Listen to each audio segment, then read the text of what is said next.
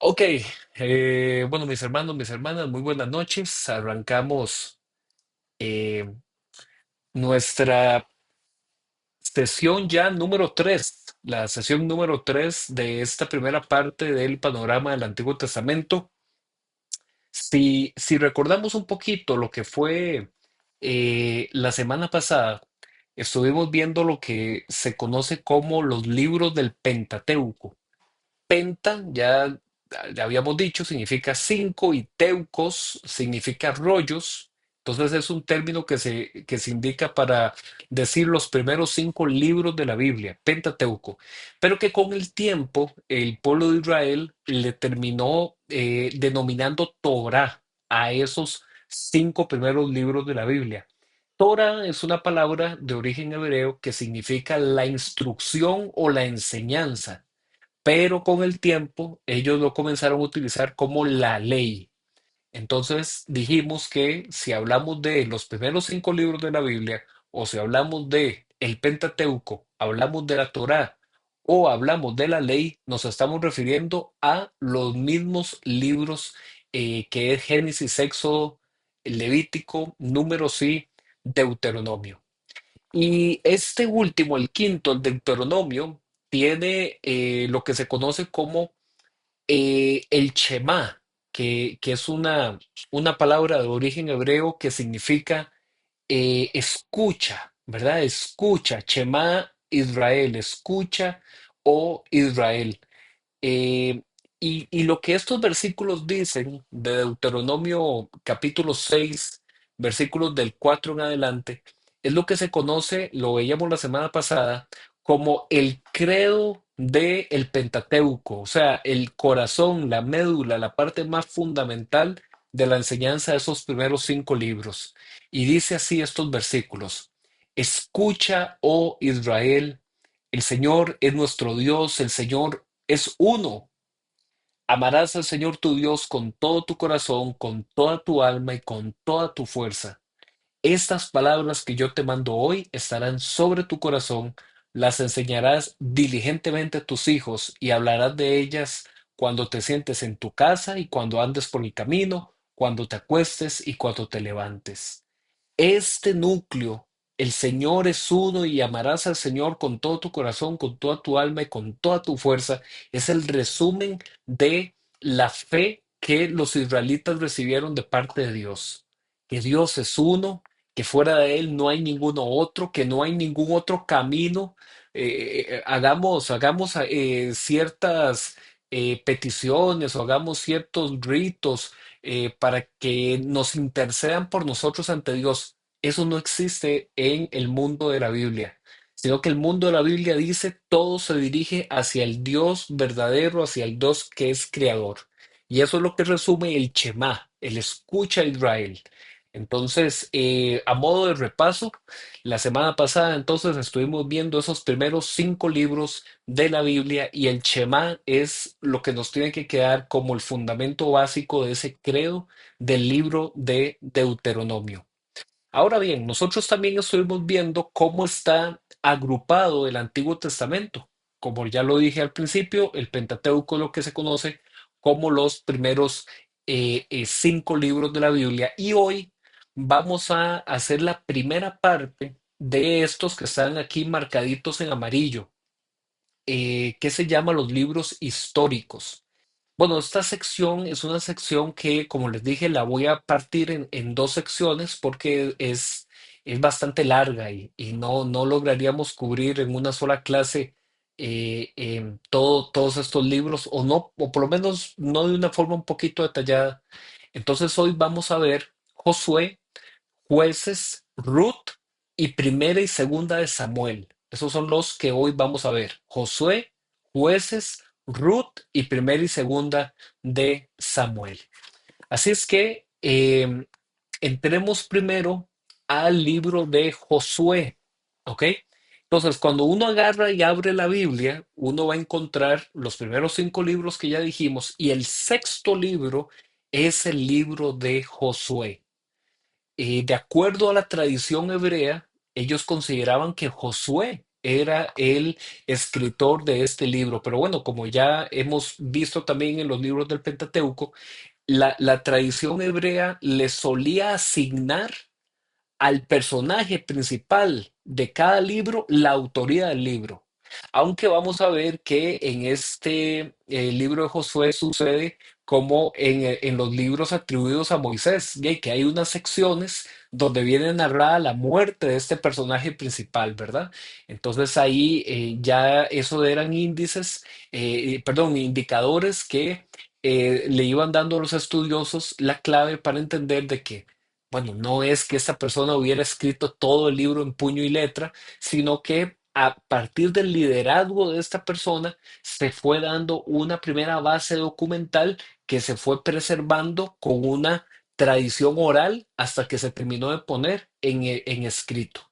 Entonces, se considera que se comprende alrededor de unos 50 años, desde el año 1250 antes de Cristo hasta el año 1200.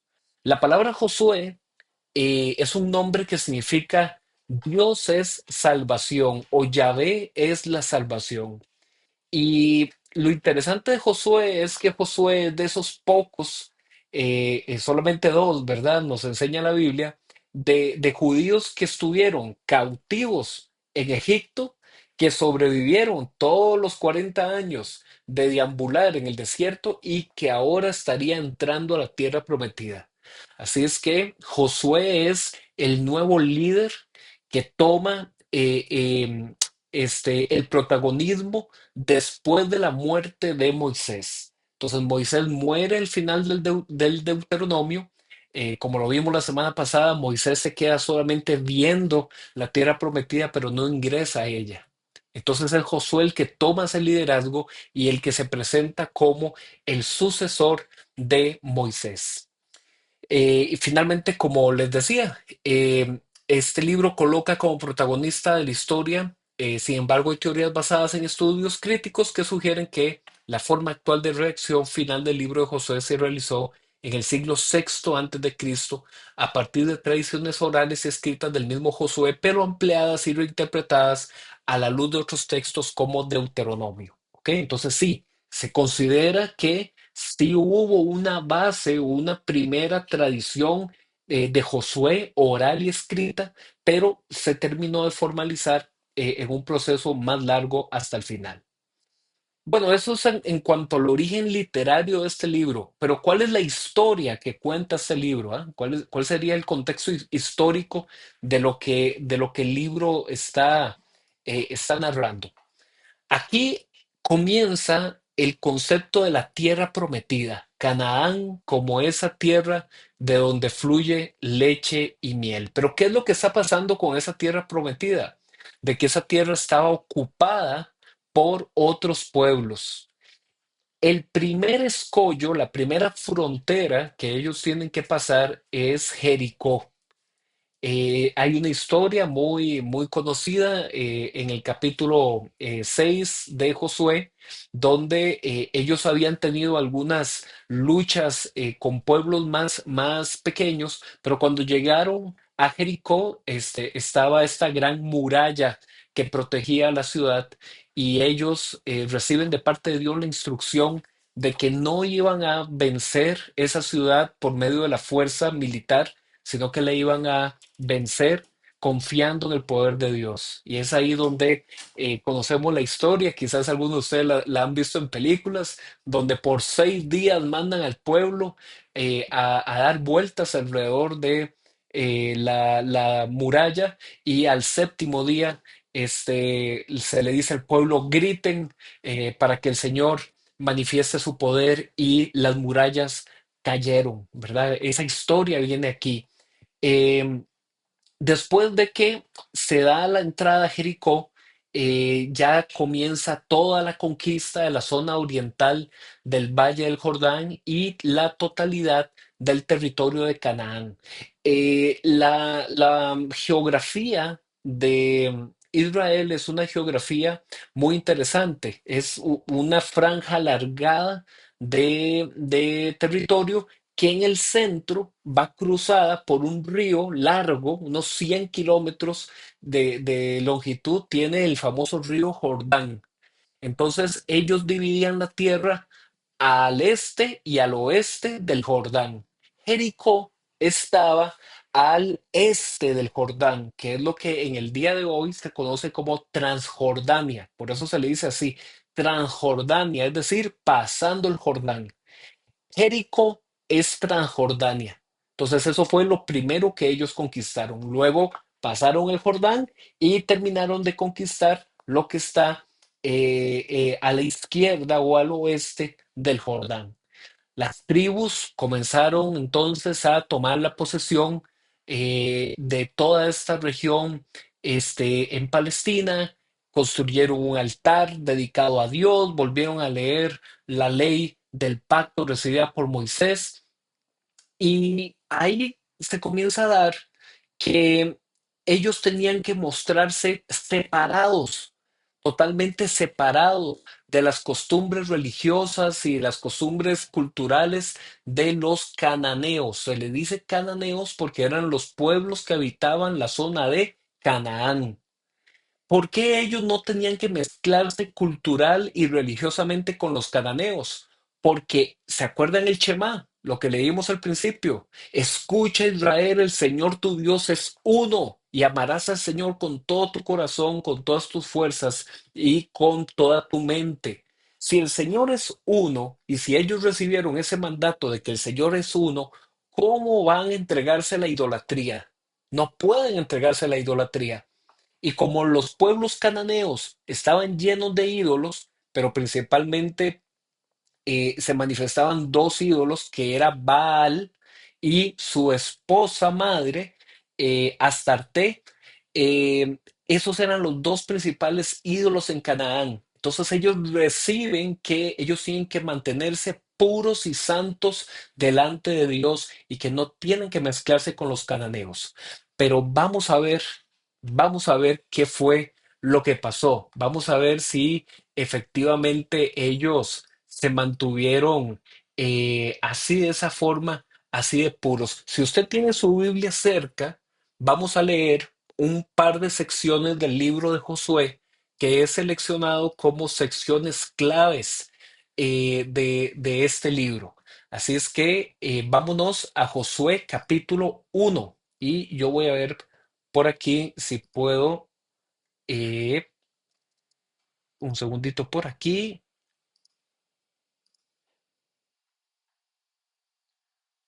Ok, por favor, alguno que me confirme si en pantalla ustedes logran ver Josué capítulo 1. Sí, sí se ve. Perfecto. Ok, los que andan la Biblia, me cierras el micrófono, Marito, por favor.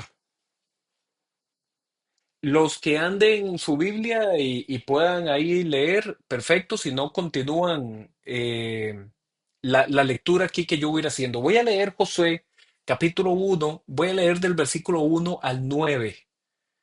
¿Por qué fue que Josué tomó el liderazgo en lugar de Moisés?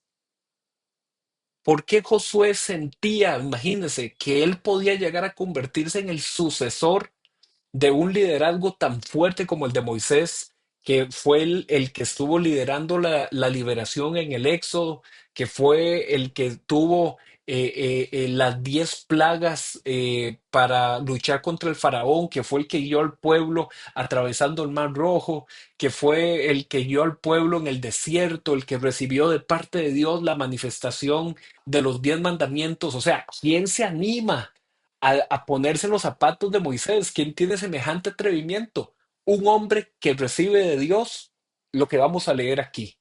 Vean ustedes lo que dice Josué capítulo 1, versículo 1. Después de la muerte de Moisés, siervo del Señor, el Señor dijo a Josué, hijo de Nun, asistente de Moisés: mi siervo Moisés ha muerto. Por eso tú y todo este pueblo deberán prepararse para cruzar el río Jordán y entrar a la tierra que daré a los israelitas. Tal como prometí a Moisés, les entregaré a ustedes todo lugar que toquen sus pies. Su territorio se extenderá desde el desierto hasta el Líbano y desde el gran río Éufrates, tierra de los hititas, hasta el mar Mediterráneo que se encuentra al oeste. Durante todos los días de tu vida, nadie será capaz de enfrentarse a ti. Así como estuve con Moisés, estaré contigo, no te dejaré ni te abandonaré. Y vamos a marcar así en amarillo este versículo, porque ese es el versículo base que le da el fundamento. Vean que está en el capítulo 1 del libro de Josué. Ese es el que le da fundamento a todo el libro de Josué. La declaratoria que Dios hace sobre la vida de Josué. Le dice, todos los días de tu vida estaré contigo, nadie será capaz de enfrentarse a ti, así como estuve con Moisés, estaré contigo, no te dejaré ni te abandonaré. Y aquí es donde también viene uno de los versículos más famosos, que está en el versículo 6 y también ahorita vamos a ver que se repite en el versículo 9 de los más famosos que yo lo he visto en camisetas, lo he visto en cuadernos, lo he visto en los buses. Hay buses donde les gusta poner versículos y ese es, y en paredes, murales, en un montón de lugares, se pone este versículo de la promesa que Dios le hace a Josué, pero luego lo que Dios le pide a Josué. Sí, yo voy a estar contigo, nadie que se enfrente a ti va a lograr vencerte, pero sé fuerte y valiente, porque tú harás que este pueblo herede la tierra que prometí a sus antepasados. Solo te pido que seas fuerte y muy valiente para obedecer toda la ley que mi siervo Moisés te ordenó. No te apartes de ella, ni a derecha ni a izquierda, solo así tendrás éxito donde quiera que vayas. Recita siempre el libro de la ley y medita en él de día y de noche. Cumple con cuidado todo lo que en él está escrito. Así prosperarás y tendrás éxito. Y aquí viene el versículo. Ya te lo he dicho, mira que sé fuerte y valiente, no tengas miedo ni te desanimes, porque el Señor tu Dios te acompañará donde quiera que vayas. Mira que te mando que seas fuerte y valiente. Un versículo que hemos escuchado tantísimas veces.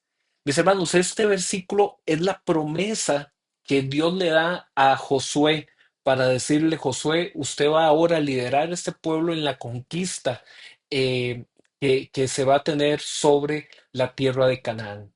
Bueno, esto es Josué capítulo 1. No vamos a leer evidentemente todos los capítulos, pero el resto de la historia que nosotros encontramos en el libro de Josué nos enseña que del capítulo 2 al capítulo 12 se tiene todo lo que es la conquista de Canaán, cómo ellos van conquistando las diferentes secciones. Después del capítulo 13 al capítulo 22, después de que ellos ya conquistan la tierra, se da la repartición de la tierra y cuáles son los límites geográficos que va a tener cada una de las diferentes tribus, qué va a pasar con la tribu de Leví, que es la tribu sacerdotal. Entonces a ellos se les reserva el oficio especial de ministrar la adoración a Dios y que por lo tanto ellos no van a trabajar la tierra. Finalmente, vamos ahora a irnos al capítulo 24, que es el fin de este libro. ¿Ok? Vámonos al capítulo Josué, capítulo 24. Ya, repito, conquistaron las ciudades, conquistaron a la mayoría de sus enemigos, tomaron los límites geográficos de a dónde iba a estar cada una de las tribus y ya en ese momento Josué va a despedirse del pueblo. Ya la obra que Dios le había pedido ya estaba hecha. Y vean cómo entonces en el último capítulo, cómo termina. Dice, Josué capítulo 24, versículo 1. Josué reunió a todas las tribus de Israel en Siquén. Allí convocó, Siquén quedaría como al centro de la tierra conquistada. Josué reunió todas las tribus de Israel en Siquén. Allí convocó a todos los jefes, líderes, jueces y oficiales del pueblo. Todos se reunieron en presencia de Dios. Josué dijo a todo el pueblo, así dice el Señor, Dios de Israel. Hace mucho tiempo sus antepasados, incluido Terá, el padre de Abraham y de Nahor, vivían al otro lado del río Éufrates y adoraban a otros dioses. Ojo lo que Josué le está diciendo al pueblo de Israel, les está diciendo, vean, en el origen de los tiempos, Abraham, nuestro primer padre, adoraba ídolos, porque él vivía en una tierra donde había ídolos. ¿Ok? Versículo 3.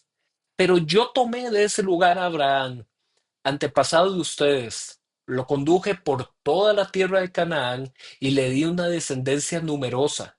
Primero le di un hijo, Isaac, y a Isaac le di dos hijos, Jacob y Esaú. A Esaú entregué las montañas de Seir, en tanto que Jacob y sus hijos descendieron a Egipto. Tiempo después envié a Moisés y a Aarón y herí con plagas a Egipto hasta que los saqué a ustedes de allí. Cuando saqué de ese país a sus antepasados, ustedes llegaron al Mar Rojo y los egipcios los persiguieron con sus carros de guerra y su caballería. Sus antepasados clamaron al Señor y él interpuso oscuridad entre ellos y los egipcios. El Señor hizo que el mar cayera sobre ellos y los cubriera. Ustedes fueron testigos de lo que hice a los egipcios. Después de esto, sus antepasados vivieron en el desierto durante mucho tiempo. A ustedes los traje a la tierra de los amorreos, los que vivían al este del río Jordán. Cuando ellos les hicieron la guerra, yo los entregué en sus manos. Ustedes fueron testigos de cómo los destruí para que ustedes poseyeran su tierra. Y cuando Balac, hijo de Zippor y rey de Moab, se dispuso a presentarles combate, él envió al profeta Balán, hijo de Beor, para que los maldijera. Pero yo no quise escuchar a Balán, por lo cual él los bendijo una y otra vez, y así los salvé a ustedes de su poder. Finalmente cruzaron el río Jordán y llegaron a Jericó, cuyos habitantes pelearon contra ustedes. Lo mismo hicieron los amorreos, fereceos, cananeos, hititas, jerjeseos, heveos y jebuseos, pero yo los entregué en sus manos. ¿No fueron ustedes quienes con sus espadas y arcos derrotaron a los dos reyes amorreos? Fui yo quien por causa de ustedes envié avispas para que expulsaran de la tierra a sus enemigos. A ustedes los entregué, les entregué una tierra que no trabajaron y ciudades que no construyeron. Vivieron en ellas y se alimentaron de viñedos y olivares que no plantaron. Por lo tanto, ahora entréguense al Señor y sírvanle con integridad y lealtad. Desháganse de los dioses que sus antepasados adoraron al otro lado del río Éufrates en Egipto y sirvan solo al Señor. Vean el repaso de toda la historia que Josué le está dando a esa generación que había conquistado la tierra, que ya había recibido su parcela, cada uno de estas tribus ya había recibido dónde iba a vivir. La promesa de Abraham ya se había cumplido. ¿Cuál era la promesa de Abraham? Abraham, abandona tu tierra. Abraham, deja tu parentela, deja tu familia. Dirígete a la tierra que yo te diré. Haré de ti una gran nación, te multiplicaré, y en ti serán bendecidas todas las familias de la tierra. Abraham, cuenta las estrellas, si puedes contarlas, así será tu descendencia. Cuenta las arenas, así será tu descendencia. La promesa a Abraham ya se había dado y Josué les está dando ahí todo el repaso histórico.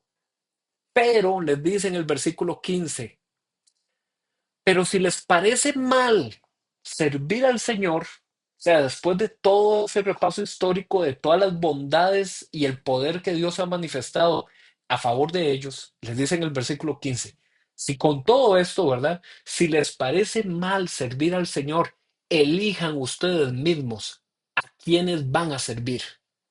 A los dioses que sirvieron sus antepasados al otro lado del río Éufrates o a los dioses de los amorreos en cuya tierra ustedes ahora habitan. Y dice Josué, también un versículo sumamente conocido, por mi parte, mi familia y yo serviremos al Señor. O como dicen otras versiones, mi familia y yo serviremos a Jehová. Entonces vean cuál es el contexto de este versículo tan famoso que también hemos visto en murales, en camisetas, en tantos lugares. Josué le está diciendo a el pueblo, pueblo, recuerden todo lo que Dios ha hecho por ustedes, pero ustedes tienen que decidirse. O ustedes van a servir de todo corazón a Dios o ustedes van a seguir con sus ídolos. ¿Qué van a hacer? Y dice Josué, de mi parte, mi familia y yo vamos a servir al Señor, vamos a servir a Jehová. ¿Ok? Entonces, vea qué poderosa declaración. Versículo 16. El pueblo respondió, eso no pasará jamás. Nosotros no abandonaremos al Señor por servir a otros dioses. El Señor nuestro Dios es quien nos sacó a nosotros y a nuestros antepasados del país de Egipto, tierra de servidumbre. Él fue quien hizo aquellas grandes señales ante nuestros ojos, nos protegió durante todo nuestro peregrinaje por el desierto y cuando pasamos entre tantas naciones. El Señor expulsó a todos los que vivían en este país, incluso a los amorreos. Por esa razón, nosotros también serviremos al Señor porque Él es nuestro Dios. Entonces, vea lo que le responden los líderes del pueblo a Josué. No, no, Josué, ¿cómo se le ocurre? Nosotros no nos vamos a entregar a los ídolos, nosotros también vamos a servir al Señor. Versículo 19. Entonces Josué dijo, ustedes son incapaces de servir al Señor, porque Él es Dios santo y Dios celoso. No tolerará sus rebeliones y pecados. Si ustedes abandonan al Señor y sirven a dioses ajenos, Él se volverá contra ustedes y les traerá un desastre. Los destruirá completamente a pesar de haber sido bueno con ustedes. Pero el pueblo insistió, eso no pasará jamás, nosotros solo serviremos al Señor. Y Josué dijo una vez más, ustedes son testigos contra ustedes mismos de que han decidido servir al Señor. Vean cómo Josué cada vez le sigue insistiendo. ¿Están seguros de lo que están hablando o es una pura emocionalidad, un sentimentalismo que en ese momento le están diciendo, Señor, yo te seguiré, yo sí te serviré? Pero les dice Josué, ustedes no le van a servir porque Él es un Dios santo. Y el pueblo le seguía diciendo, sí, sí, nosotros sí. Ok, seguimos con la historia, versículo 24. El pueblo respondió, al Señor nuestro Dios serviremos y solo a Él obedeceremos. Aquel mismo día Josué reafirmó el pacto con el pueblo de Israel. Allí mismo en Siquén les dio estatutos y leyes y registró todo en el libro de la ley de Dios. Luego tomó una enorme piedra y la colocó bajo la encina que está cerca del santuario del Señor. Entonces dijo a todo el pueblo, esta piedra servirá de testigo contra ustedes. Ella ha escuchado todas las palabras que el Señor nos ha dicho hoy. Testificará contra ustedes en caso de que digan falsedades contra su Dios. Después de todo esto, Josué envió a todo el pueblo a sus respectivas propiedades. Entonces, veamos, wow, qué librazo, ah. El libro de Josué nos presenta un escenario en donde encontramos que constantemente él le dice al pueblo, pueblo, ustedes en verdad van a servir a Dios o van a seguir con los ídolos. Y ustedes vieron, tres veces el pueblo le respondió a Josué diciendo, nada de ídolos, nos vamos a quedar con el Dios verdadero, solo a Él le vamos a servir, solo a Él le vamos a obedecer. ¿Qué podemos aprender a nivel del contexto teológico de este libro de Josué? Primer punto, la confirmación del pacto a los patriarcas se vuelve realidad para el pueblo. ¿Cuál fue el pacto de los patriarcas? Lo que leímos ahorita, ¿verdad? La promesa a Abraham, a Isaac y de Jacob. Eso se confirma aquí. Ellos habían recibido la asistencia de Dios para defenderse de sus enemigos y permitir que ellos alcanzaran el descanso de los afanes del desierto. En líneas generales, la Biblia sigue remarcando la importancia que tiene la vida en comunidad para Dios, una vida que conlleva orden, responsabilidades, límites y beneficios mutuos.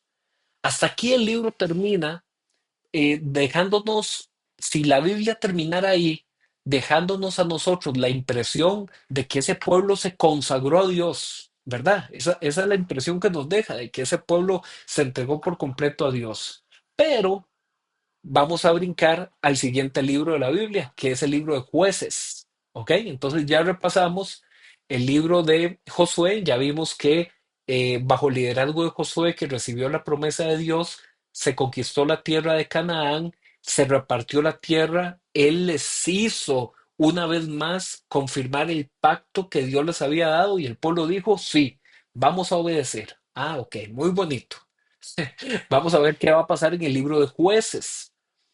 En el libro de jueces, que a nivel de origen literario, eh, la tradición hebrea consideraba que este libro de jueces había sido también escrito por Samuel. Samuel, que ejerció los roles de sacerdote, de profeta y juez. Y se considera que fue escrito, perdón, que la historia que menciona fue desarrollada alrededor del año 1050 antes de Cristo. Entonces, ¿qué es lo que vamos a ver a nivel de la historia en el libro de jueces?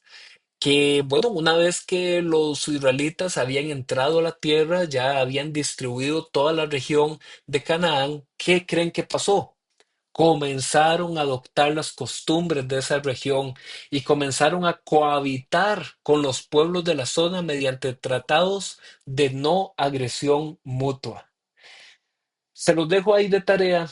En Jueces capítulo 1, ustedes van a ver que habían quedado todavía partes de la población de esos pueblos que estaban en Canaán y no todas las tribus lograron vencer a esos enemigos. Y llegó un momento donde entre ellos se decían, ¿sabe qué?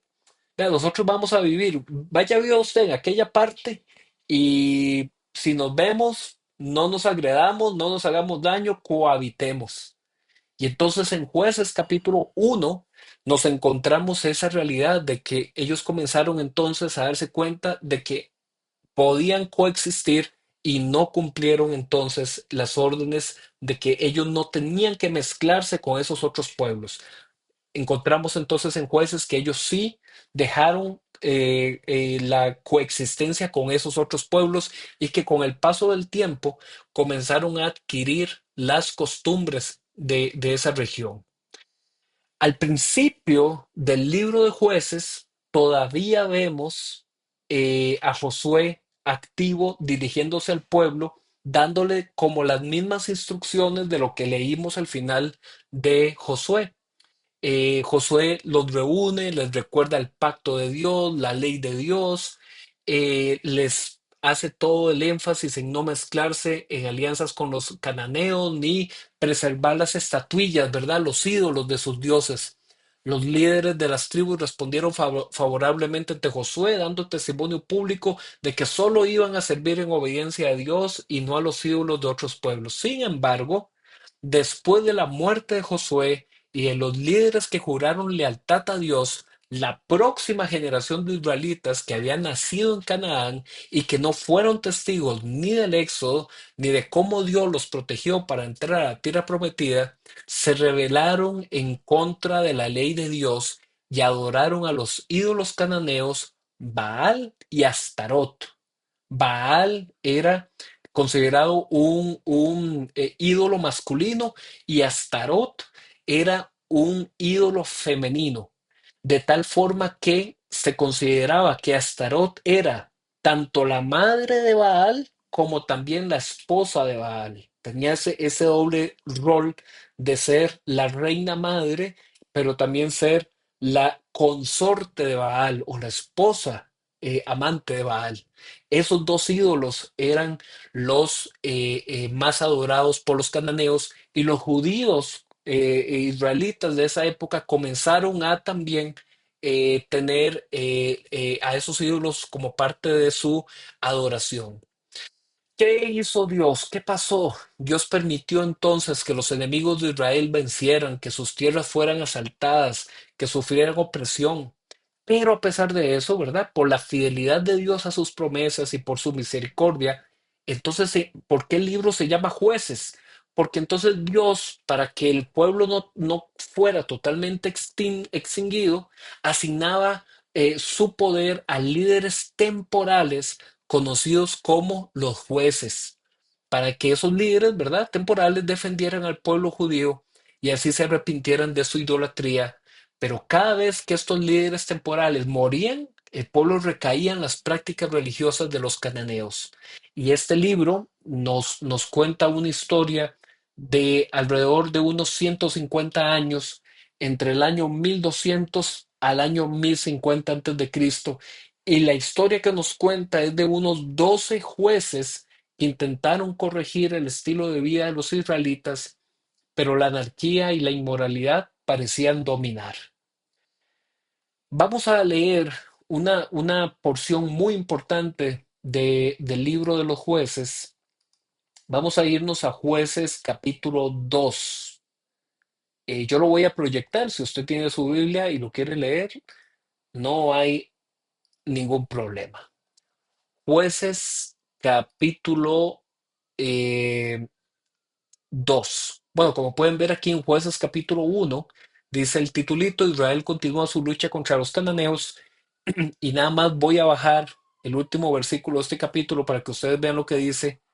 Eh, Dice versículo 34: los amorreos obligaron a los de la tribu de Dan a vivir en la región montañosa y no les permitieron bajar a la llanura. Ojo, lo que dice este versículo 34: los amorreos, que eran de los enemigos, más bien arrinconaron a la tribu de Dan.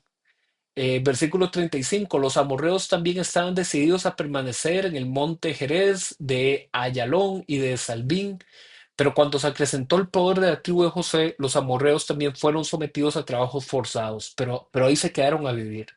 La frontera de los amorreos iba desde la cuesta de los escorpiones hasta Selá, incluso más arriba. Entonces vean que el capítulo 1 de Jueces termina con tribus y cananeos coexistiendo, cohabitando. Vamos a leer ahora Jueces capítulo 2 y pongamos mucha atención a este capítulo. Dice que el ángel de Jehová, dice la Reina Valera, o el ángel del Señor. Quiero aprovechar esto para hacer ahí una aclaración sobre este personaje del que se ha dicho algunas cosas muy interesantes eh, en el Antiguo Testamento. Perdón, veo que Marito tiene la mano. Marito, ¿alguna consulta rápida? Si no, al final, me indicas.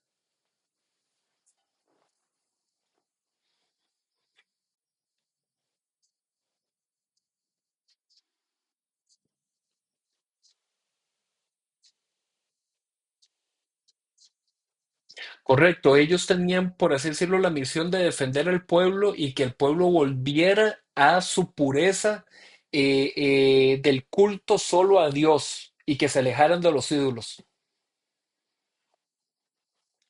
Sí, con gusto. Entonces, ojo lo que, Marito, el micrófono ahí para que no se filtre el eco, no hay problema. Entonces, les decía lo de esto del ángel del Señor o el ángel de Jehová que aparece varias veces en el Antiguo Testamento, ¿verdad? Por ejemplo, recordarán ustedes una parte donde dice que Dios se presentó a comer con Abraham y se sentaron a comer. Y también, por ejemplo, donde dice que un ángel estuvo peleando con Jacob y que toda la noche peleó y al final, bueno, peleó, entiéndase que estaban así como haciendo lucha grecorromana, así, dice, los dos bien agarrados así, y le decían: yo no te suelto hasta que me digas cuál es tu nombre, hasta que me bendigas. Y al final, ya cuando iba a amanecer el día, dice la Biblia que le dijo el ángel de Dios le dijo a Jacob: ya no te llamarás Jacob, ahora te llamarás Israel. Israel significa el que ha peleado con Dios y venció. Entonces le dice: ahora te vas a llamar Israel, ¿verdad? Porque has peleado con Dios. Entonces, en el Antiguo Testamento, en varias partes se ve esto del ángel del Señor, del ángel de Jehová. Algunos algunos estudiosos han propuesto en decir que ese ángel de Jehová del Antiguo Testamento es Jesús, ¿ok? Esos son teorías. No hay ningún versículo bíblico que nos diga que sí, que ese ángel del Señor era Jesús. ¿Por qué? Bueno, personalmente considero también que no corresponde a Jesús. Si bien es cierto, Jesús como la segunda persona de la Trinidad siempre ha existido, es eterno. La encarnación de esa segunda persona de la Trinidad, el Hijo, encarnándose y haciéndose hombre, eso pasaría hasta la época de los evangelios. Eso no pasó previo en el Antiguo Testamento. Bueno, entonces, si el ángel de Jehová no es Jesús, ¿quién es? Bueno, acuérdense cuando nosotros estuvimos estudiando el libro de Apocalipsis, ¿verdad? Que en el Apocalipsis venían una serie de personajes como los 24 ancianos, y entonces la gente pregunta, ¿y quiénes son los 24 ancianos? O venía los dos testigos, ¿se acuerdan de eso? En el Apocalipsis, entonces la gente pregunta, ¿y quiénes son los dos testigos? Todos estos personajes tienen una función más que una identidad de nombre completo con número de cédula, ¿verdad? No, digamos, en estos relatos no importa porque la Biblia no lo presenta quién es, sino qué función tiene, qué es lo que hace. Y en el Antiguo Testamento, el ángel del Señor o el ángel de Jehová lo que representa es la presencia de Dios, ¿ok? La presencia de Dios comunicándose al pueblo. Entonces es un representante de Dios que viene a transmitir un mensaje. ¿Significa eso que es Dios o que es Jesús o que es alguna gente ha dicho que es el ángel Miguel? No, no lo dice, la escritura no lo dice. Y recuerden uno de los principales puntos de interpretación bíblica: guardar silencio donde la Biblia guarda silencio. Entonces, si la Biblia no lo explica, no lo dice claramente, es preferible, en vez de dar teorías, eh, eh, ponernos mejor a decir lo que la Biblia dice, solamente el ángel del Señor. Hay una consulta rápida, por favor, para continuar. Veo una manito alzada, doña Marlene.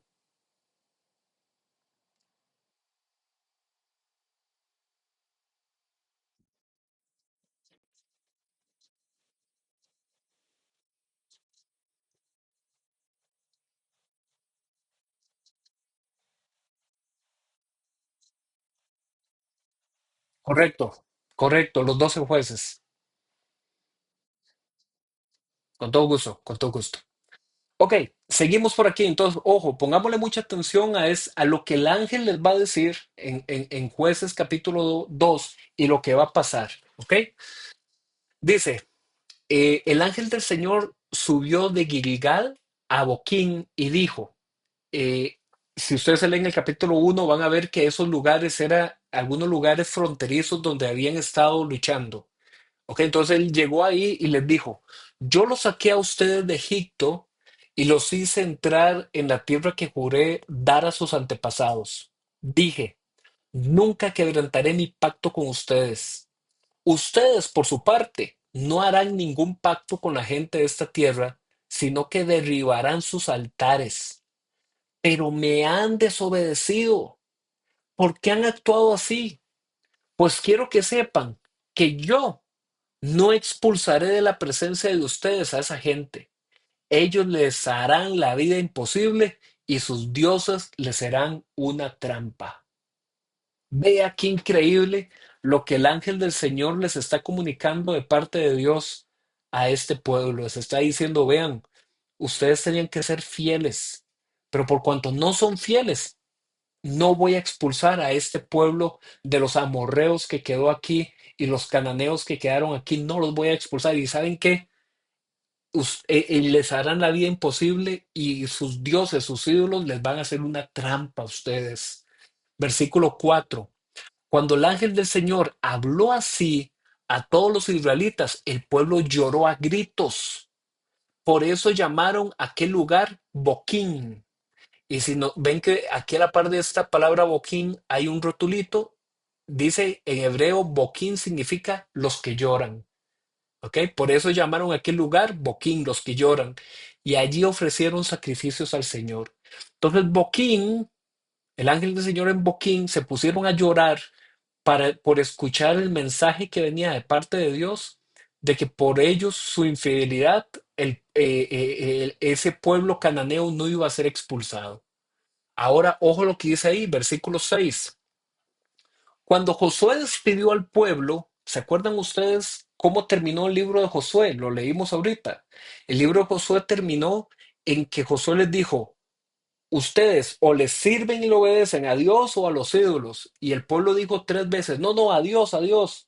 Y entonces Josué agarró una piedra y puso la piedra y dijo, esta piedra a ustedes es testigo de todo lo que hoy dijeron. ¿Ok? Y dice que cada uno se fue a su propia tierra. Aquí vuelve esa historia y dice, cuando Josué despidió al pueblo, los israelitas se fueron a tomar posesión de la tierra, cada uno a su propio territorio. Durante toda la vida de Josué, el pueblo sirvió al Señor.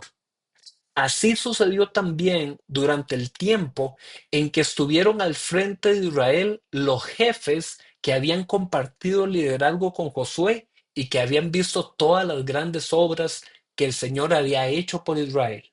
Entonces, mientras Josué estuvo vivo y mientras los líderes que estaban con Josué estaban vivos, el pueblo se mantuvo fiel. Versículo 8. Josué, hijo de Nun, siervo del Señor, murió a la edad de 110 años y los sepultaron en Timnat Jerez. Aquí el rotulito nada más dice otro nombre con el que se conoce también como Timnat Será, tierra de su heredad en la región montañosa de Efraín, al norte del monte de Gaz. También, ojo, el versículo 10. Este es de los, vamos a marcarlo, es de los más importantes. También murió toda aquella generación, es decir, la generación que le había dicho a Josué, Josué, nosotros solo vamos a servir a Dios, nosotros solo le vamos a obedecer a Dios. Esa generación que se comprometió murió. Eso es lo que dice el versículo 10. También murió toda aquella generación y surgió otra, ¿ok? Se levantó otra generación, es decir, los hijos y los nietos de esos que sí se habían comprometido. Surgió otra generación que no conocía al Señor ni sabía lo que Él había hecho por Israel. Ojo, ojo, ojo, mis hermanos. Por eso les digo, por eso lo marqué en amarillo, porque estos de los versículos más importantes de la Biblia en general, no solo del libro de jueces, de la Biblia. Se levantó otra generación que no conocía a Dios, que no conocía lo que Él había hecho. Y esa generación ya no tenía ningún compromiso, esa generación ya no tenía ninguna responsabilidad de querer adorar y servir a Dios. Vean lo que dice el versículo 11. Dice, esos israelitas hicieron lo malo ante los ojos del Señor y adoraron a los ídolos de Baal. Ya se levantó esa otra generación, los hijos y los nietos, y ya ellos estaban hechos uno con la cultura y con la religión de Canaán. Vea lo que dice el versículo 12. Abandonaron al Señor, el Dios de sus antepasados, que los había sacado de Egipto. Siguieron a otros dioses, dioses de los pueblos que los rodeaban, y los adoraron, provocando así la ira del Señor. Abandonaron al Señor y adoraron a Baal y a las imágenes de Astarte, la que es la otra ídola femenina, ¿verdad? Entonces el Señor se enfureció contra los israelitas y los entregó en manos de invasores que los saquearon. Los dejó en manos de los enemigos que tenían a su alrededor, a los que ya no pudieron hacerles frente. Cada vez que los israelitas salían a combatir, la mano del Señor estaba en contra de ellos para su mal, tal como el Señor se lo había dicho y jurado. Así llegaron a verse muy angustiados. Entonces el Señor hizo surgir líderes. Vea que esta versión que estoy leyendo, que dice la nueva versión internacional, dice líderes, pero vean aquí, si yo paso la manito sobre la nubecita de texto, dice tradicionalmente jueces. Ok, ¿qué significa eso? Que la nueva versión internacional tradujo la palabra jueces, en vez de poner jueces, puso líderes. Pero si su Biblia dice jueces, es lo mismo. Ok, es lo mismo. Entonces el Señor hizo surgir líderes o jueces que los libraron del poder de esos invasores.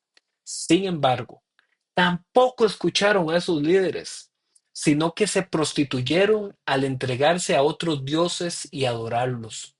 Muy pronto se apartaron del camino que habían seguido sus antepasados, el camino de la obediencia a los mandamientos del Señor. Cada vez que el Señor levantaba entre ellos un líder, el Señor estaba con él. Mientras ese líder vivía, o ese juez, los libraba del poder de sus enemigos, porque el Señor se compadecía de ellos al oírlos gemir por causa de quienes los oprimían y afligían. Pero cuando el líder o el juez moría, ellos volvían a corromperse, aún más que sus antepasados, pues se iban tras otros dioses a los que servían y adoraban. De tal forma, se negaban a abandonar sus malvadas costumbres y su obstinada conducta. Por eso el Señor se enfureció contra Israel y dijo, puesto que esta nación ha violado el pacto que yo establecí con sus antepasados y no me ha obedecido, tampoco yo echaré de su presencia a ninguna de las naciones que Josué dejó al morir. Las usaré para poner a prueba a Israel y ver si guarda mi camino y anda por él, como lo hicieron sus antepasados. Por eso el Señor dejó en paz a esas naciones, no las echó enseguida ni las entregó en manos de Josué. Entonces, wow, ¿verdad? Vean qué clase de capítulo, por eso quise leerlo, para que les quedara a ustedes una mejor comprensión de este libro de los jueces. De aquí en adelante eh, lo que viene es la historia de esos jueces, ¿verdad? Los diferentes jueces que se iban levantando, por ejemplo, vean este, Otoniel, este otro, Ahop, por aquí viene otro, Sangar, y así van la historia de esos diferentes 12 hasta que aparece uno que es quizás el que más todo el mundo recuerda por las películas, ¿verdad? Que es Sansón. Sansón es uno de esos 12 jueces. Pero como ustedes pudieron ver, el pueblo, mientras los líderes estaban más o menos ahí se restringían, pero en cuanto ya no había jueces o líderes, de una vez ellos se volvían a pervertir.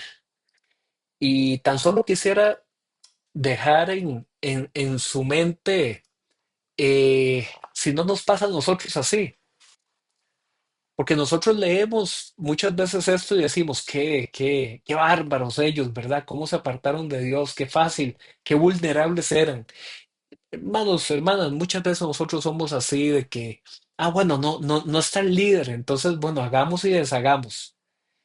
Porque eso le pasa al pueblo cuando no desarrolla una fe personal, sino que depende de la fe de un líder o la fe de un pastor. Entonces, si está el pastor, si está el líder, entonces yo ahí sí me comporto, me someto, me entrego y obedezco. Y si no está, entonces hago lo que quiero. Esos son síntomas de un pueblo que está inmaduro, de un pueblo que no ha desarrollado una fe personal y genuina con el Dios verdadero. Y ustedes vieron lo que leímos y todo lo que pasó. ¿Qué reglas nos queda a nosotros o qué contexto teológico de aprendizaje nos queda de todo este libro de jueces? Que cuando la infidelidad al pacto llega de manera generalizada en el pueblo, y Jueces capítulo 17 versículo 6 dice que cada uno hacía lo que le parecía mejor. Ven a lo que me refiero, cada uno hacía lo que le parecía mejor. El justo juicio es inminente, va a venir juicio. Desde la época del pacto en el Sinaí era claro en que faltar a la voluntad de Dios era perder su protección. De modo que las constantes invasiones y guerras representan el castigo histórico para el pueblo.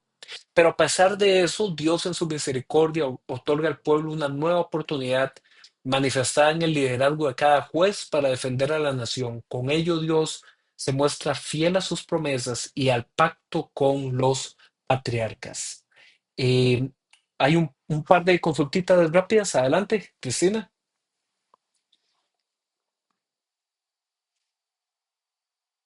Si no, Irmita, veo que también tiene la mano. Ajá. Sí, otra de las juezas.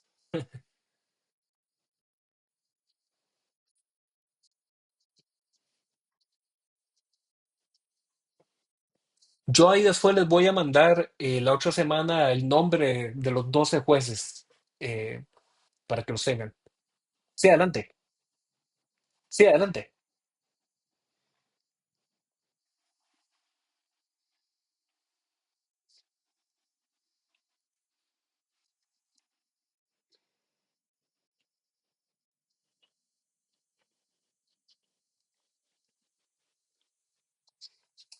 Es así y nos pasa a nosotros en la actualidad y le pasaba a ese pueblo, ¿ah? Desde la antigüedad.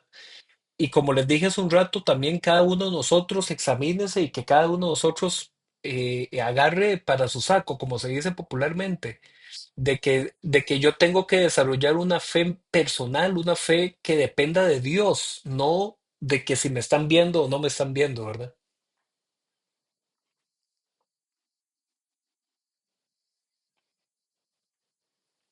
Esa es el aprendizaje de estos capítulos, exactamente eso. ¿Ok? Con gusto. Ok, eh, libro de Ruth. Ya continuamos con la historia. Este libro de Ruth, ¿por qué aparece aquí metido? Uno diría, ¿por qué? ¿Por qué en medio de esta historia de Josué y los jueces? Porque la historia que se cuenta en el libro de Ruth es una historia que está en la época de los jueces antes de que aparezca la monarquía, es decir, antes de que aparezca Samuel, Saúl, David y toda esa parte de la monarquía. Está el libro de Ruth, que es un librazo.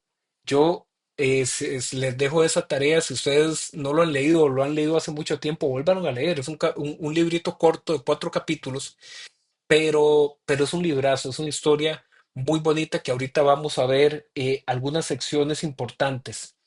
Eh, la tradición hebrea consideraba que también Samuel había escrito el libro de Ruth.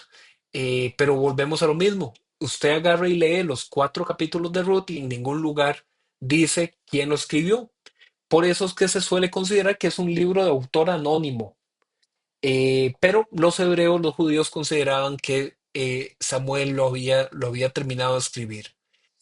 El vínculo que se hace con Samuel es debido a que el contexto histórico que narra Ruth se ubica dentro del periodo de los jueces y anterior al establecimiento de la monarquía, lo que ya habíamos mencionado. Vean, este es un libro que vámonos al capítulo 1, porque es muy interesante. Vámonos al capítulo 1 y con eso el propio libro se va a explicar en el tema. Eh, Ok, vámonos acá a Ruth capítulo 1. Lo interesante, lo interesante de aquí, em, lo voy a leer un toquecito, voy a poner la Reina Valera 1960 para que ustedes vean unos detalles ahí con los nombres de los personajes que es muy, muy interesante. Vea lo que dice Ruth capítulo 1 versículo 1. Lea conmigo, dice, aconteció en los días que gobernaban los jueces. ¿Ve? Por eso es que este libro de Ruth se enmarca a leerlo junto con el libro de los jueces. No dice exactamente en la época de cuál juez, pero dice que fue durante la época de los jueces. Y vean lo que dice que hubo hambre en la tierra a causa de todo lo que el pueblo estaba sufriendo, las guerras, las luchas con los pueblos vecinos, se desató una gran hambre. ¿Y qué hace la gente hasta el día de hoy? La seguimos haciendo. ¿Qué pasa si en un pueblo hay una sequía o hay un desastre natural y se pierde toda la comida? ¿Qué hace la gente? Emigrar, ¿verdad? Es lo que se hace. Entonces aquí hay una familia judía, eh, que estaba en un momento en que había mucha hambre en la tierra. Dice, un varón de Belén, ¿ok? De Judá. Con solo decir eso, ya estamos hablando de el pedigrí, la alcurnia, ¿verdad? Los títulos de los apellidos de ese hombre. Ah, era de Belén y era de la tribu de Judá. Ajá. Y dice que ese hombre fue a morar en los campos de Moab. Cuando un judío escucha Moab, lo primero que piensa es enemigos. Enemigos. Esta gente de Moab peleó contra Moisés cuando Moisés estaba todavía, eso lo encontramos en el libro de Números. Moab también le hizo la vida imposible a Josué. Entonces, vean lo que el libro comienza a decir. Hay un hombre de Belén, de Judá, que por hambre tiene que irse a vivir a Moab, que es donde viven los enemigos. Uno no lo nota, uno no lo nota porque esto ya es una versión traducida al español, pero aquí hay un juego de palabras de mucha ironía, casi podríamos decir de mucho sarcasmo, porque alguno de ustedes se recuerda eh, en Belén, ¿verdad? Había una zona que se llamaba Betel, ¿verdad? Que significa la casa de Dios, donde hay mucho pan, o sea, una región de abundancia. Pues esa región de abundancia ahora tiene hambre y ese pueblo, ese hombre tiene que salir con su familia y irse a vivir a Moab, que era un lugar de enemigos. Se fue ese hombre, su esposa y sus dos hijos. El nombre de aquel varón era Elimelech. ¿Ok? Voy a pasarme un segundito a la nueva versión internacional. Elimelech. ¿Ok? El hombre se llamaba Elimelech, su esposa se llamaba Noemí y sus dos hijos Malón y Quilión. ¿Ok? En el idioma original, los nombres de estos hijos significaban algo así como enfermizo y hambriento. Eran nombres que significaban así como que a esos muchachos no les iba nada bien, ¿verdad? El nombre Noemí, significaba dulzura. Dice que todos ellos eran efrateos, es decir, de la tribu de Efraín, de Belén de Judá. Cuando llegaron a la tierra de Moab, que repito, era una tierra considerada tierra de enemigos, se quedaron a vivir allí. Pero murió Elimelech, esposo de Noemí, y ella se quedó sola con sus dos hijos. Estos se casaron con mujeres moabitas. ¿Ustedes se acuerdan que Moisés constantemente les había dicho, ustedes no tienen que mezclarse con mujeres de los pueblos paganos, de los pueblos de las otras naciones? Bueno, pues aquí estos dos tomaron para sí mujeres moabitas. Entonces se mezclaron con mujeres de otras tribus que eran enemigos de ellos. O sea, todo mal. O sea, este libro, los primeros versículos, básicamente es todo le sale mal a esa familia. Tienen que dejar su tierra por hambre. Y cuando llegan a vivir a otra tierra, que es tierra de enemigos, se muere el papá. O sea, todo mal. Y los dos hijos varones que quedan se casan con mujeres moabitas, con mujeres extranjeras. Todo mal. Ese es el cuadro que está pintando. Eh, una se llamaba Orfa y la otra Ruth. Ah, interesante, ya que aparece el personaje que lleva el nombre del libro. Entonces, Ruth es una de esas mujeres extranjeras que se casó con uno de los hijos de esa pareja. Después de haber vivido allí unos 10 años, murieron también Malón y Quilión. Y Noemí se quedó viuda y sin hijos. Por favor, todo lo malo que le podía pasar a una mujer le estaba pasando ahí a Noemí. Recordemos que en esa época, para una mujer quedar viuda en el extranjero y sin ningún varón que le diera, que le ayudara en sustento, ni sus hijos, ni su esposo, o sea, todo mal en el inicio de esa historia, ¿verdad? Se le murió el esposo, luego sus hijos se casaron con extranjeras, se le mueren los hijos, y entonces se quedó Noemí con la viuda, con dos nueras extranjeras viudas también. Vean qué libro más interesante, entretenido, muy interesante. Se quedaron las tres viudas Versículo 6. Entonces Noemí decidió regresar de la tierra de Moab con sus dos nueras, porque allí se enteró de que el Señor había acudido en ayuda a su pueblo a proveerle alimento. Entonces, después de 10 años, cuando ya ella quedó viuda, dijo, yo voy a regresar a mi tierra, ya el Señor nos ha dado alimento. Versículo 7. Eh, Salió pues con sus dos nueras del lugar donde había vivido y juntas emprendieron el camino que las llevaría hasta la tierra de Judá.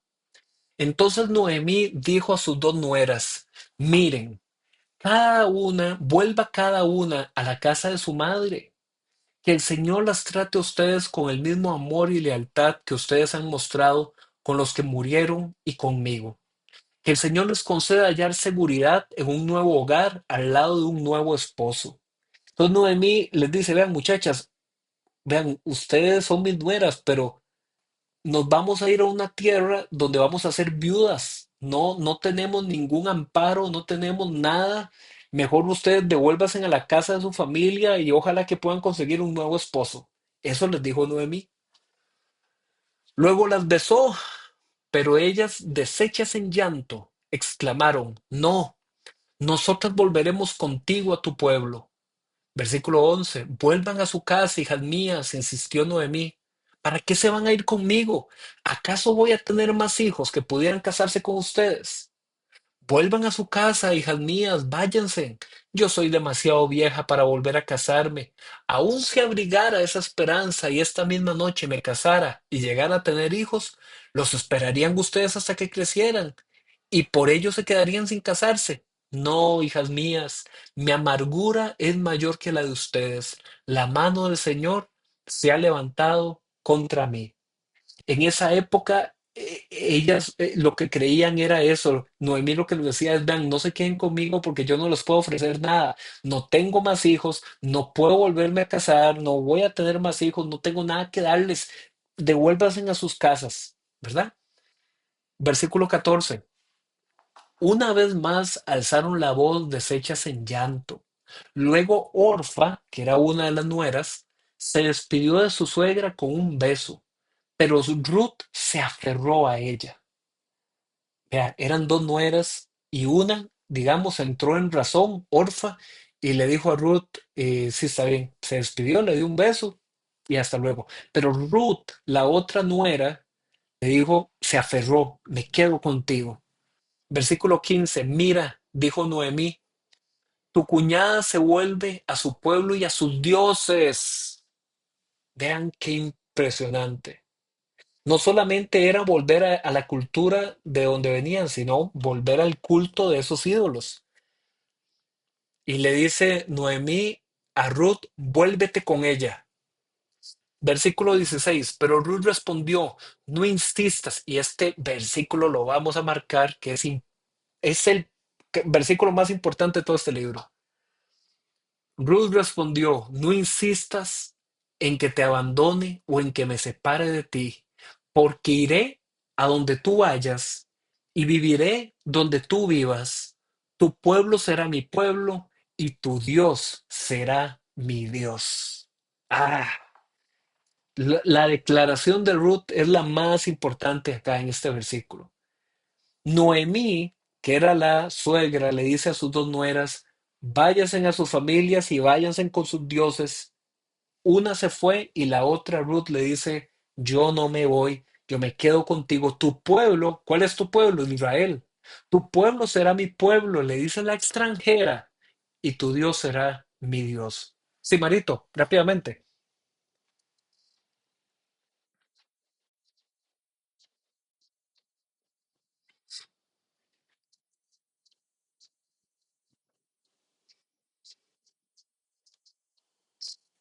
De solo Ruth, la otra nuera sí se fue.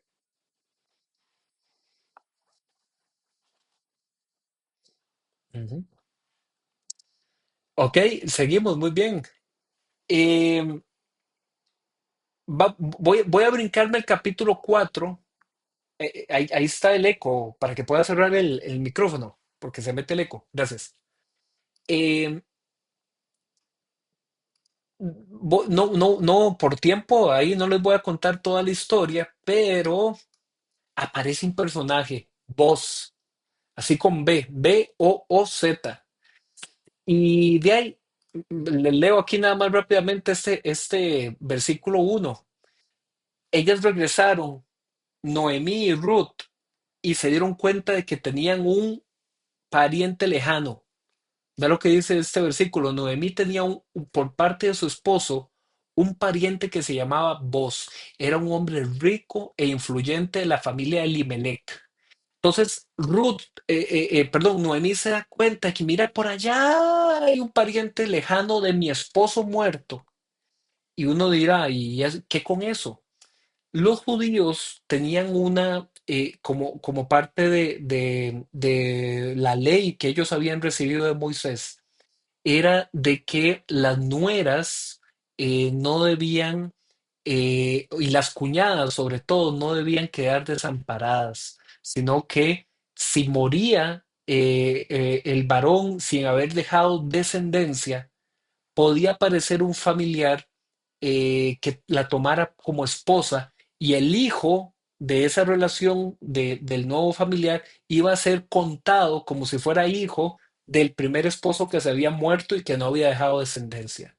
Entonces, en estos capítulos, en el capítulo 2 y en el capítulo 3, se desarrolla toda la historia donde Noemí le dice a Ruth que vaya a trabajar a la tierra donde tiene los cultivos vos y que se acerque a vos y vos la comenzó a notar y se comenzó a dar cuenta que Ruth era una mujer que trabajaba mucho, que era muy esforzada y comenzó a preguntar por ella, averiguar por ella y les termino la historia, se terminan casando. Y usted dirá, Jay, ¿qué libro? Sí, está interesante ese libro, pero ¿para qué ese libro está en la Biblia? ¿Qué nos aporta ese libro? Porque ese libro se considera que es un libro inspirado y que es palabra de Dios. Vea, voy a leer el final de este libro, porque aquí es donde viene la bomba de este libro, ¿ok? Em, Vean aquí capítulo 4 a partir del versículo 13. Así que vos tomó a Ruth y se casó con ella. Cuando se unieron, el Señor le concedió quedar embarazada de modo que tuvo un hijo. Las mujeres decían a Noemí, es decir, a la suegra, alabado sea el Señor, que no te ha dejado hoy sin un redentor, que llegue a tener renombre en Israel. Este niño renovará tu vida y te sustentará en la vejez, porque lo ha dado a luz tu nuera que te ama y es para ti mejor que 7 hijos. Noemí tomó al niño, lo puso en su regazo y se encargó de criarlo. Las vecinas decían, Noemí ha tenido un hijo y lo llamaron Obed. Este fue el padre de Isaí, el padre de David. Y aquí está la bomba de este libro. ¿Por qué la bomba de este libro? Porque entonces el hijo de una extranjera de Moab, una moabita, que era Ruth, que era enemiga, era moabita, pero fue una extranjera que dijo, tu Dios será mi Dios, que se unió a las bendiciones del pueblo, que llegó a unirse en matrimonio con un israelita, y el hijo de esa extranjera fue Obed, y Obed fue el abuelo del que llegaría a conocerse como el rey David. ¿Ok? Entonces vean la historia tan bonita que viene aquí y después nosotros sabemos que en el libro de Mateo, en el Nuevo Testamento, dice, cuando lee toda la genealogía de a dónde viene Jesús, aparece esta mujer referenciada porque participa una extranjera en ser parte de la línea de los parientes ascendentes de Jesús, nada más y nada menos, en cuanto a Jesús como descendiente de David. Entonces, esto es lo más interesante del libro de Ruth y aquí viene todo el linaje de David, de cómo Obed, padre de Isaí, Isaí, padre de David. Entonces, eso es la bomba, como lo más interesante de este libro de Ruth. Un librazo en ese sentido. Es un libro cortico que ustedes ahí pueden leer en cualquier momento. Bueno, voy avanzando rápidamente porque ya el tiempo me gana. Eh, pero aquí este concepto de un familiar redentor o un familiar redentivo, en el idioma original se decía un goel, eso era lo que significaba un familiar redentivo. El familiar redentivo era el que tenía que proteger a la viuda cuando ella no tuviera hijos y si la viuda no tenía alimento, trabajaba, debía cuidarla. Es muy significativo que en este libro de Ruth Ruth es la Goel de Noemí, es decir, Ruth es la que termina encargándose y protegiendo a la viuda, que era la suegra, ya que ella es la que se queda con la viuda para protegerla. Al ser extranjera, Ruth no estaba dentro del pacto hebreo. Sin embargo, ella adopta la ley de Dios, dando un doble testimonio a la nación israelita que estaba en decadencia, ya que por un lado Ruth estaba protegiendo a la viuda, así como lo demanda la ley, pero además estaba logrando servir a Yahvé por encima de otros dioses. Entonces, un librazo este de Ruth, si usted tal vez no lo conocía, muy interesante. Y bueno, estos minutos que nos quedan, voy a hacer la introducción a lo que es primera y segunda de Samuel. También un librazo, ambos originalmente eran un solo libro. Fue que ya después se dividió en dos y nuestras traducciones. Cuando se hizo la traducción griega de la Septuaginta, de la que hablamos en la primera clase, pero originalmente se consideraba como un solo libro. Según la tradición hebrea, este libro fue redactado por los profetas Samuel, por eso lleva el nombre de Samuel, porque ese fue su principal personaje, Natán y Gad, y más o menos cubre una historia de 40 años, desde el año 1050 hasta el año 1010 antes de Cristo. Sin embargo, como ya lo hemos dicho, la recopilación final del texto posiblemente pudo darse en el siglo sexto antes de Cristo en el contexto del exilio de Judá en Babilonia. De cualquier modo, se le asigna el nombre de Samuel al libro porque corresponde al protagonista religioso de la historia. ¿Cuál es la historia que cuenta Samuel? Bueno, en los primeros capítulos aparece una mujer estéril, una mujer Ana se llamaba, y esta mujer no podía tener hijos y ella le hizo una promesa a Dios y le dijo, Señor, si tú me concedes un hijo, yo dedicaré este hijo a solamente que te sirva. Y esa mujer Ana concibió eh, con su esposo y ese hijo es Samuel. Ese es el profeta Samuel, que una vez que el niño Samuel ya tenía edad suficiente para quedarse, eh, fue a servir con el sacerdote Elí. Eh, y entonces Samuel se convertiría en el último de los jueces, se convertiría también en profeta de Dios y también era el sacerdote que estaba con el pueblo. Pero ¿qué pasó? ¿Qué sucedió? Que mientras Samuel era el líder, como les dije, el último de los jueces fue Samuel. Mientras Samuel fue el líder, la gente se comportaba, la gente seguía el pacto. Pero cuando Samuel envejeció, lo normal era que Samuel colocara a sus hijos como los nuevos líderes sacerdotales.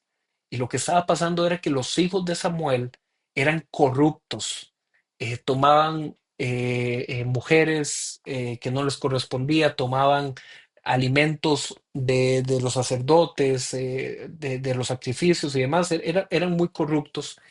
Y la gente comenzó a quejarse, la gente comenzó y le decía a Samuel, Samuel, no nos dé el liderazgo de sus hijos porque sus hijos están haciéndole mucho daño al pueblo. Y entonces fue ahí donde el pueblo le dijo a Samuel, Samuel, dígale a Dios que nos ponga un rey. Ya no queremos tener el gobierno de un juez o de un sacerdote, queremos un rey. Y le dicen una de las palabras más fuertes que aparece en toda la Biblia. Eso está en 1 Samuel capítulo 8 versículo 20. Le dijeron a Samuel que Dios nos dé un rey para que seamos como las otras naciones. Todo el Antiguo Testamento de aquí para atrás insiste, insiste, insiste en no ser como las otras naciones, en ser diferentes, en ser un pueblo santo, un pueblo de sacerdotes. Y este pueblo santo y de sacerdotes más bien llega y le dice, no, no, no queremos esto, queremos ser como los otros pueblos. Samuel fue y le pregunta a Dios, Señor, ¿qué hago? Y Dios le dice, dígale al pueblo todo lo que le va a pasar. Dígale al pueblo todo lo que le va a pasar si ellos eligen tener un rey. Van a estar en constante guerra. Sus hijos varones van a ser llevados a la guerra y los van a matar. A sus hijas las van a violar. Sus cultivos se perderán. Va a ser un desastre. Dígales que todo eso les va a pasar. Samuel les dijo y el pueblo respondió diciendo, a pesar de eso queremos un rey. Y el Señor después le indica a Samuel que ungiera a Saúl como el primero de sus reyes. Porque bueno, ellos vivían bajo la constante peligro de los filisteos y Saúl era un hábil guerrero y al principio de su reinado pues sí logró ganar varias batallas, pero con el paso del tiempo Saúl se alejó de la voluntad de Dios y lo desobedeció. Yo espero que ustedes me regalen hoy unos minuticos de más porque realmente quisiera ir a leer este capítulo. Vamos a irnos a 1 Samuel capítulo 15. Hoy quise así como leer algunos capítulos clave porque creo que uno nunca va a explicar mejor de lo que la propia Biblia se explica, ¿verdad? Entonces, por eso quería leer como algunas partes claves y vamos a leer 1 Samuel capítulo 15 para que vean lo que pasó con Saúl. Dice, un día Samuel dijo a Saúl, ¿quién era Samuel? El profeta, el sacerdote, el juez. ¿Quién era Saúl? Era el rey. ¿Ok? Entonces dice, un día Samuel dijo a Saúl, el Señor me envió a ungirte como rey sobre su pueblo. Así que pon atención al mensaje del Señor. Así dice el Señor de los ejércitos. He decidido castigar a los amalecitas, que eran los enemigos, uno de los enemigos. He decidido castigar a los amalecitas por lo que le hicieron a Israel, pues no dejaron pasar al pueblo cuando salía de Egipto. Así que ve y ataca a los amalecitas ahora mismo. Destruye por completo todo lo que les pertenezca. No les tengas compasión. Mátalos a todos, hombres, mujeres, niños, recién nacidos, toros y ovejas, camellos y asnos. Wow, una de las partes más fuertes que encontramos en la Biblia, el castigo a ese pueblo de los amalecitas, porque a Dios se le ocurrió un capricho, no, aquí lo indica, porque es un castigo por el daño que ellos le habían hecho de no dejar pasar al pueblo de Israel cuando salía de Egipto. Versículo 4.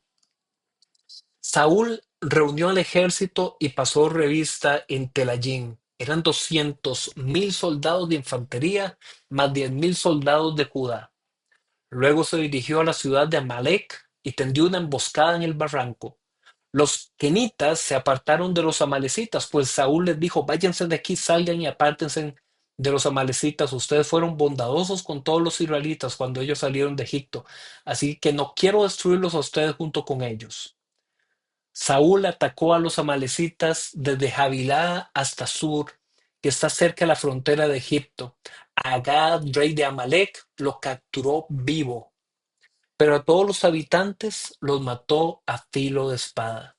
Además de perdonarle la vida al rey Agag, Saúl y su ejército preservaron las mejores ovejas y vacas, los terneros más gordos y en fin, todo lo que era de valor. Nada de esto quisieron destruir, solo destruyeron lo que era inútil y lo que no servía. ¿Se acuerdan la instrucción que dio Samuel?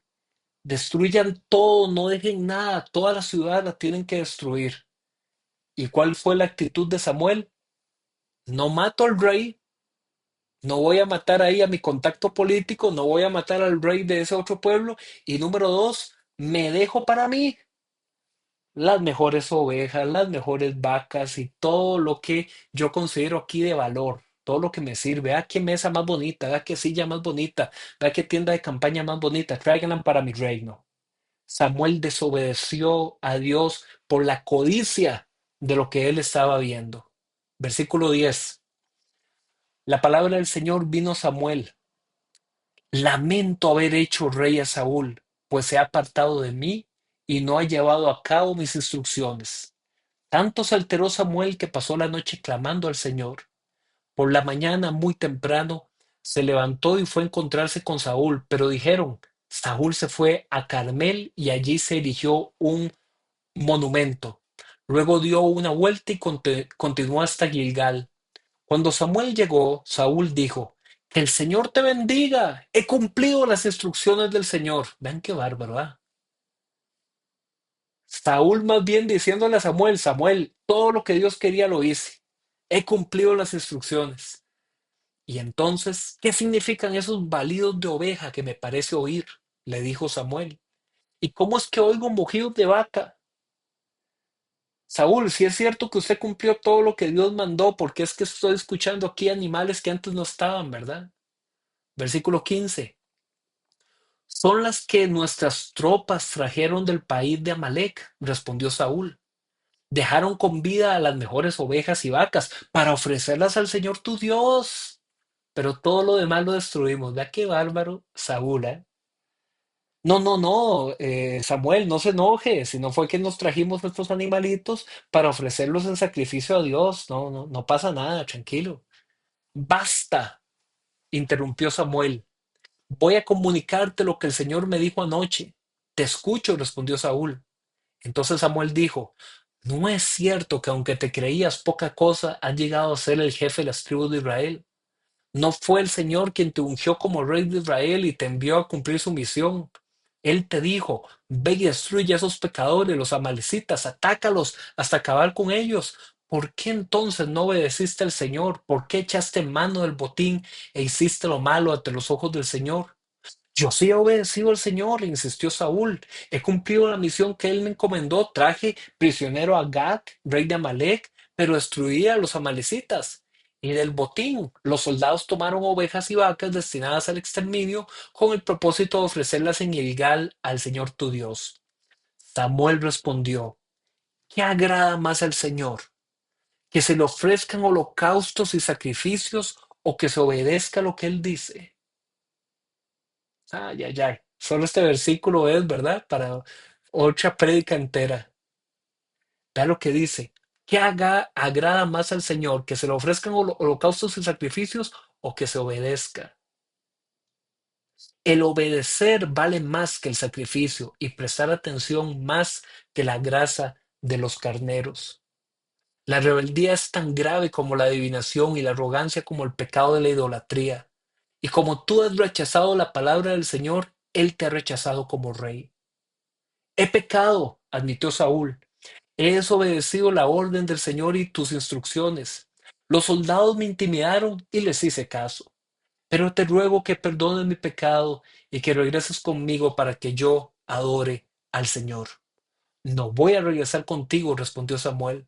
Tú has rechazado la palabra del Señor y Él te ha rechazado como rey de Israel. Cuando Samuel se dio vuelta para irse, Saúl le agarró el borde del manto y se lo arrancó. Entonces Samuel dijo, hoy mismo el Señor ha arrancado de tus manos el reino de Israel y se lo ha entregado a otro más digno que tú. En verdad, el que es la gloria de Israel no miente ni cambia de parecer, pues no es hombre para que cambie de opinión. Que también es un versículo muy, muy, muy, muy conocido, ¿verdad? Entonces vean que Samuel le da las instrucciones a Saúl, Saúl incumple esas instrucciones y entonces Saúl es desechado como ese primer rey de Israel. Y a partir de aquí, lo que se va a cumplir es todo lo que Dios le había dicho, ¿verdad? El reino ahora pasa a David. Eh, David es un hombre que la Biblia llama conforme al corazón de Dios. un hombre que busca la presencia de Dios, que busca cumplir su palabra, y David logra llegar al reino y ser un gran rey. Derrota a los filisteos, comienza derrotando a Goliat, que era el principal de los guerreros filisteos, y, y el día que murió Samuel, ya Samuel bastante viejo, al día siguiente en la batalla, los filisteos matan a, eh, a Saúl. Bueno, es una historia muy interesante, de hecho, ustedes ahí la pueden repasar, porque Saúl le dice eh, a uno de sus soldados: Mátame tú, ¿verdad? Para que no me mate un filisteo, un incircunciso de esos. Eh, y al final él termina poniendo su propia espada para tirarse encima de ella y matarse. Y lo que la Biblia después cuenta ahí es muy, muy, muy terrible, ¿verdad? De cómo los enemigos toman el cuerpo de Saúl y se divierten con él y lo cortan y demás. Ahí ustedes pueden leer esos capítulos. Y también después matarán a su hijo, a Jonatán, el hijo de Saúl.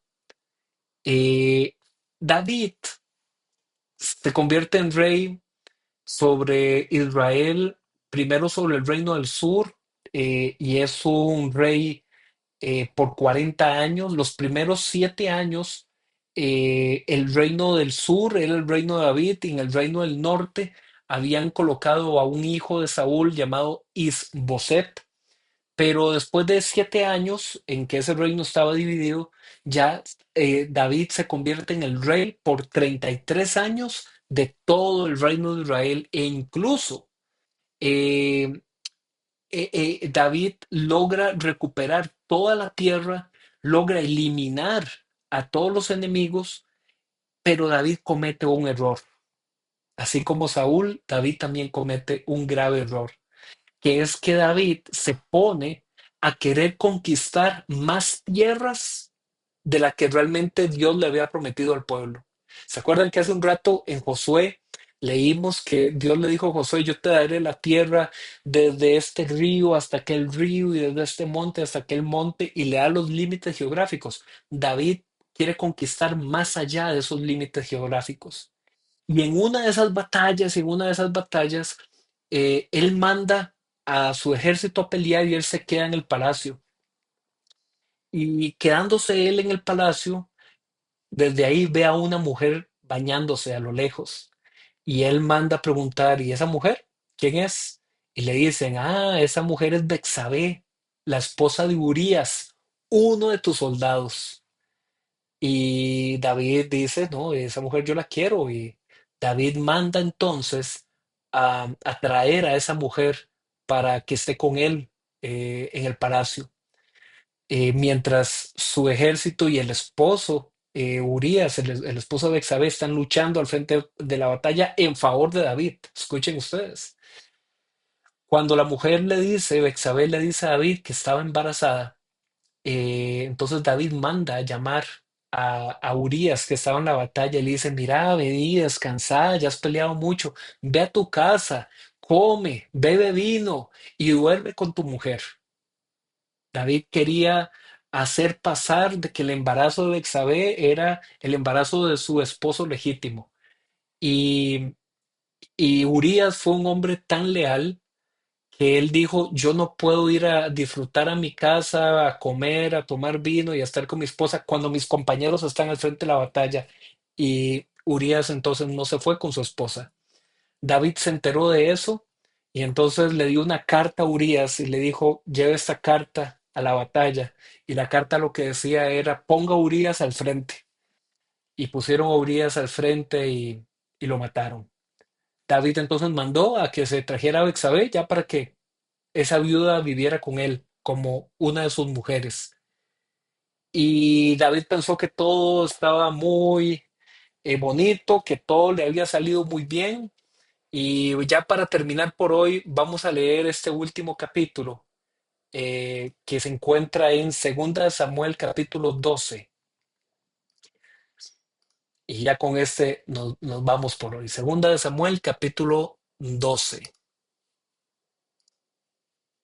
David pensó que todo le había salido muy bien. Dice así, el Señor envió a Natán. Natán era uno de los profetas de Israel. El Señor envió a Natán para que hablara con David. Cuando se presentó ante David, dijo, le contó una historia, ¿verdad? Le dijo, dos hombres vivían en un pueblo. Uno era rico, el otro pobre. El rico tenía muchísimas ovejas y vacas. En cambio, el pobre no tenía más que una sola ovejita que él mismo había comprado y criado. La ovejita creció con él y con sus hijos. Comía de su plato, bebía de su vaso y dormía en su regazo. Era para ese hombre como su propia hija. Pero sucedió que un viajero llegó de visita a la casa del hombre rico, y como éste no quería matar a ninguna de sus propias ovejas o vacas para darle de comer al huésped, le quitó al hombre pobre su única ovejita. Tan grande fue el enojo de David, ¿verdad? Al escuchar esa historia del profeta, tan grande fue el enojo de David contra aquel hombre que respondió a Natán, tan cierto como que el Señor vive, quien hizo esto merece la muerte. ¿Cómo pudo hacer algo tan ruin? Ahora pagará 4 veces el valor de la oveja. Entonces Natán, el profeta de Dios, le dijo a David, tú eres ese hombre. Así dice el Señor, Dios de Israel. Yo te ungí como rey sobre Israel y te libré de la mano de Saúl. Te di el palacio de tu amo y puse sus mujeres en tus brazos. También te permití gobernar a Israel y a Judá. Y por si esto hubiera sido poco, te habría dado mucho más. ¿Por qué entonces despreciaste la palabra del Señor haciendo lo que le desagrada? Asesinaste a Urías elitita para apoderarte de su esposa. Lo mataste con la espada de los amonitas. Por eso, versículo clave, por eso la espada jamás se apartará de tu familia, pues me despreciaste al tomar la esposa de Urías elitita para hacerla tu mujer. La espada jamás se apartará de tu casa, de tu familia, de tu descendencia, de tu reino. Eso es lo que significa. Pues bien, así dice el Señor. Yo haré que el desastre que mereces surja de tu propia familia y ante tus propios ojos tomaré a tus mujeres y se las daré a otro, el cual se acostará con ellas en pleno día. Lo que tú hiciste a escondidas, yo lo haré a plena luz a la vista de todo Israel. He pecado contra el Señor, reconoció David ante Natán. El Señor ha perdonado ya tu pecado y no morirás, contestó Natán. Sin embargo, tu hijo sí morirá pues con tus acciones has mostrado desprecio al Señor. Qué clase, ¿ah? De capítulo también. Eh, y lo que pasa en esta historia, muere ese hijo, pero David se queda con Bexabé como esposa y tienen otro hijo. Ese otro hijo llegaría a ser Salomón, el famoso rey Salomón. Pero la vida de David y su descendencia sería un caos. Sus hijos se rebelarían y le harían la guerra y le quieren quitar el reino a David. Uno de sus hijos abusa sexualmente y viola a una de sus hermanas. Eh, y hay guerras y guerras y eso le impide a David terminar construyendo el templo. Así termina el segundo libro de Samuel que bueno, como pueden ver, Primera de Samuel nos dio al rey Saúl y cómo el rey Saúl falló y perdió el reino. Segunda de Samuel nos muestra al rey David y cómo el rey David falló y pierde el reino. Y a partir de ahí vendría toda una línea de reyes del norte y del sur, eso lo vamos a ver la próxima semana, donde todos ellos, algunos salían buenos reyes, otros malos reyes, guerras, destrucción y un caos en el pueblo. Así es que bueno, seguimos avanzando con esta historia, el panorama del Antiguo Testamento. Yo sé que a lo mejor hay muchas preguntas, muchas cosas por seguir analizando, pero bueno, ahorita por tiempo vamos a dejarlo hasta aquí. no quiero alargarme mucho. La próxima semana continuamos con la segunda parte de estos libros históricos. Así es que eh, por hoy quedamos por aquí. Muchísimas gracias. Adelante.